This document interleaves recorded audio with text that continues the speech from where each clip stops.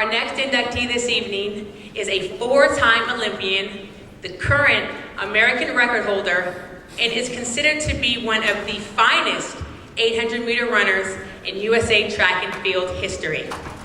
Let's take a look at our National Track and Field Hall of Fame inductee from the modern era.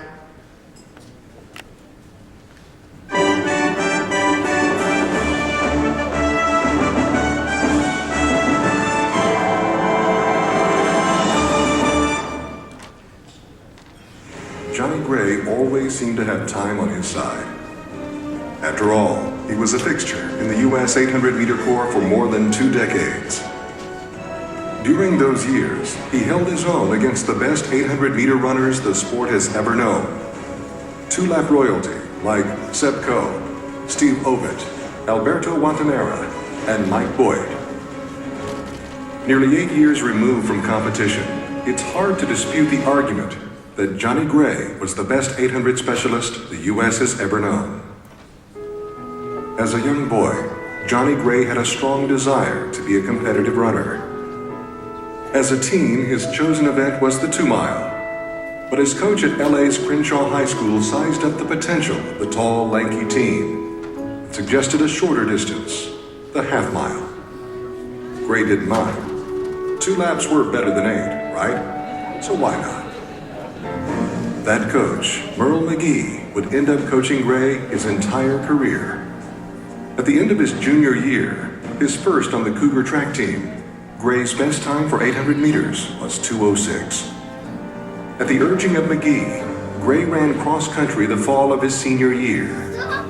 With the extra mileage under his belt, Gray knocked 15 seconds off his previous year's best time and finished the season with a very fast 1:51.1.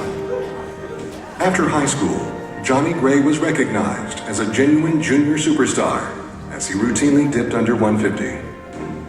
Running for Santa Monica College, he refined his raw skills and increased his speed. Amidst the gentle ocean breezes and shady palms of coastal LA, Gray steadily blossomed into the future of the event for USA Track and Field. Later, as a member of the elite Santa Monica Track Club, Gray became steadily unbeatable against his U.S. counterparts and more confident against international opponents. In 1984, he was competing in the 800-meter final at the Olympic Games in Los Angeles, where he finished 7th. In 1988, at the Seoul Olympics, he again made the final and finished 5th.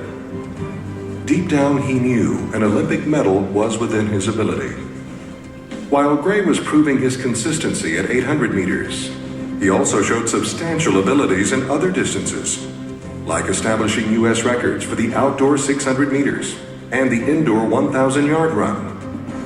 In 1985, at a meet in Koblenz, Germany, he set the still-standing U.S. outdoor 800-meter record of 142.6. 7 years later, he set the U.S. indoor standard of 145 flat.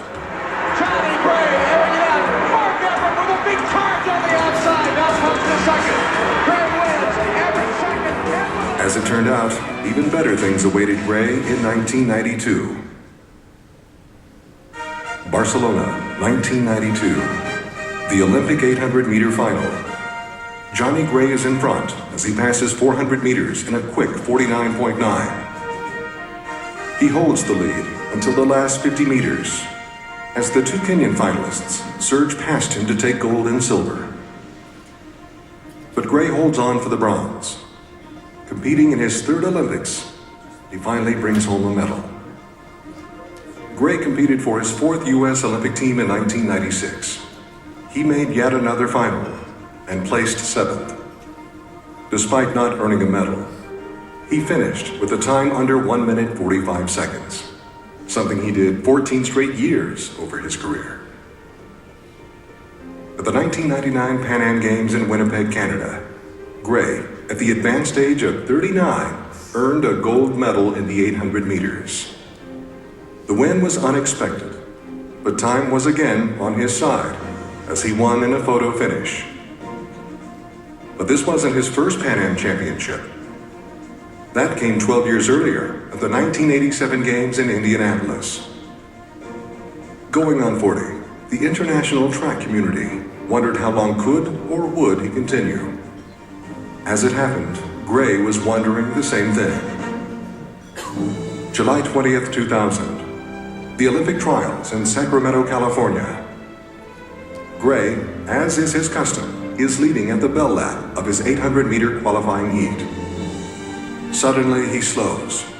At 40 years old, with less than a lap to go, Johnny Gray feels time is no longer on his side. So right then and there, he retires. He crosses the finish line in last place, but the Hornet Stadium crowd understands. As Gray jogs around the track, they rise and bestow upon him a long and sincere ovation, a rousing victory lap for a remarkable career that may never again be matched in USA track and field.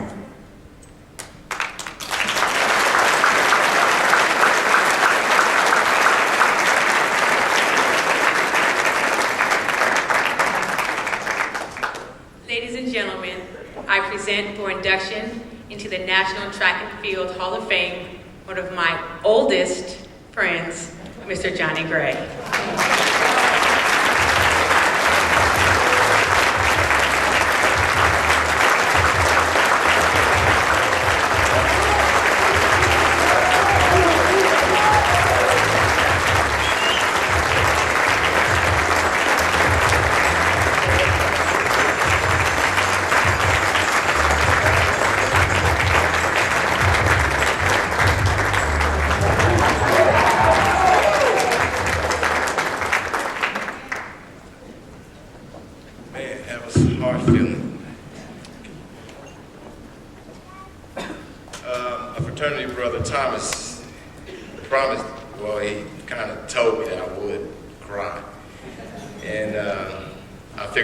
Stage and try to fight back the tears, but they called me before I could get to the stage. Anyway, I'd like to start by giving thanks to my Lord and Savior Jesus Christ for what he's done to make my life worth living. If not for his sacrifice, my life, as well as many of yours, would be hopeless. Tears are coming. Jesus definitely took a stand for all mankind. 2008 is truly a special year for me in more ways than one. I became a grandfather of a healthy little boy, Caleb Vincent Gray.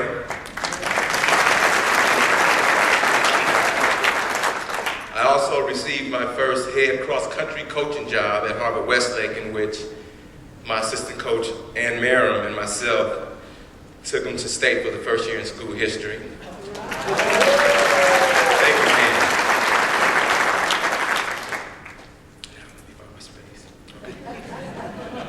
As I stand here before you today as a Hall of Fame inductee, it's truly a year of change. Our President-elect, Barack Obama, exemplifies for many of us what can be accomplished when you stand for something and work hard for it. I ask myself that question as a man. What is it, as a man, do I stand for? And there's a saying that a man that stands for nothing falls for anything. Ask yourself that question. What is it in life you stand for? I'd like to take this moment to thank those that took a stand for me in my life. First, I'd like to thank SMC's Joe Douglas, the president of Santa Monica Track Club, for everything he's done in my life and my career.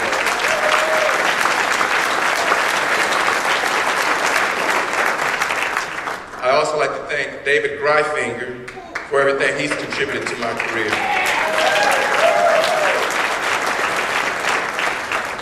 It's funny, I stand here today. I'd like to give a special thanks to a young lady, Sharifa Barksdale. We were on the phone one day and she convinced me to put my name on the Hall of Fame ballot. And if not for her, I may not be standing here this evening. So Sharifa, I thank you from the bottom of my heart for taking it. I also like to thank my beautiful wife for the stand she took in raising our loving son, 3 sons. and dealing with the inconveniences that track and field, as well as I myself, placed upon her for more than 2 decades of me completing my track and field journey. Thank you, Judy, for the standing ovation.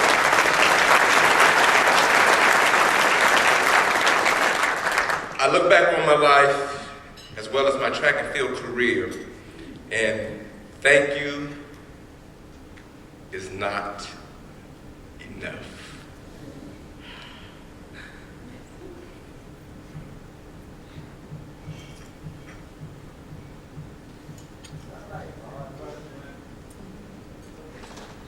Thomas, you warned me. Thank you is not enough when it comes to what my mother has done for me in my life.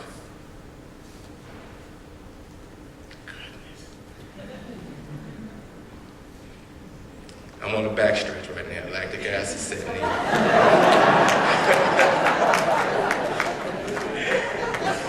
Okay, I usually get through this.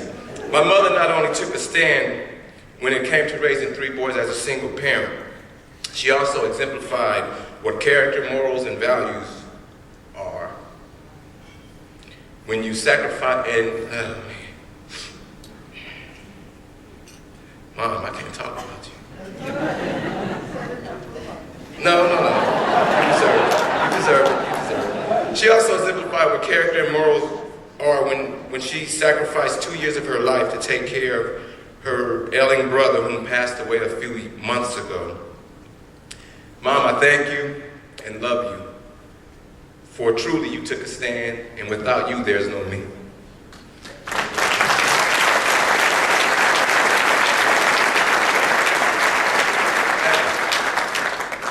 Not that it's more of a happy moment, Mom. Maybe I can get through this one. I'd like to thank a very special person whom, without this individual, my career would not have been what it has.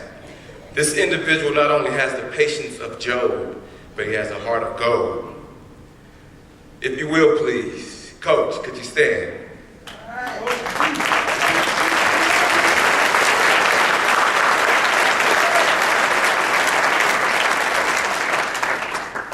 Coach, you really took a stand. I thank you for everything.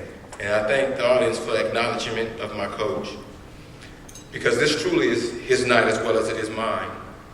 I met my coach back in 1977 as he sat in the bleachers at Crenshaw High School. And it was that day my track career was born. I was committed to the sport of track and field, and my coach was committed to me. And I appreciate you, Coach, for your loyalty. Even today, I address him as Coach, out of respect for him as a man as well as my coach. I think my respect for him played an important role in his commitment to me as an athlete. I'd like to tell you all a story. I don't know if Coach remembers this day, but it was after a race in which I lost to this particular athlete whom I knew was using steroids. And I was so upset, I was fussing and carrying on, and I said to Coach that I should take steroids. They're doing it and getting away with it, so why don't I? I'm going to add that now. And Coach said to me, Johnny, you don't need to take steroids. You're running 142, 143 without the use of steroids. They need steroids to run with you.